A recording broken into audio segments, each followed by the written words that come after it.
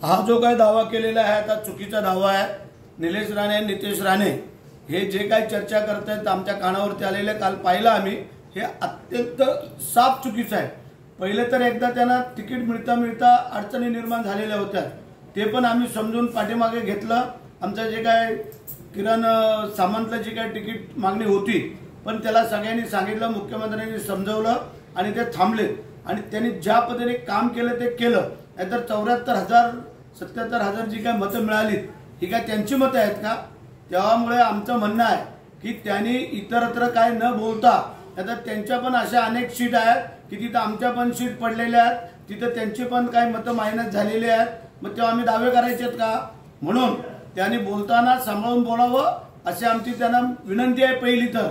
अन्यथा जे काय आता पदवीधर मतदारसंघाची जी काही निवडणूक लागते तेव्हा मग मुख्यमंत्री आम्ही सगळेजण बसून आम्हाला पण विचार करावा लागेल की आम्ही अजून कुठेही कोणाचा शब्द नाही, आमच्या काय सीट पडल्या, काय थोड्या मताने गेल्या, काय झाल्या म्हणून आम्ही काय तिथं कोणावरती दावा केला नाही की बाबा तिथं बीजेपीचे कोणी काय अडचण केली किंवा काय।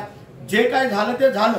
आम्हालाही कल्पना आहे की ज्या ठिकाणी मुस्लिम बांधवात, बौद्ध समाजात त्यांना जी काय मोदी साहेबांची भीती होती, कोणाला जे काय आमचं संविधान घालवतील या भीत्या होत्या, त्याच्यामुळे जे काय काही ठिकाणी पाठीपुढे झालेलं आहे हे आम्ही मान्य करतो। त्याचा अर्थ असा नाही की लगेच आमचा तो मतदारसंघ पारंपरिक आम्ही तो हे करतो आणि ते करतोय। त्यांनी ते हे शब्द काढून टाकावे मनातून, अन्यथा आम्हाला तो पुढचा काय तो विचार करावा लागेल।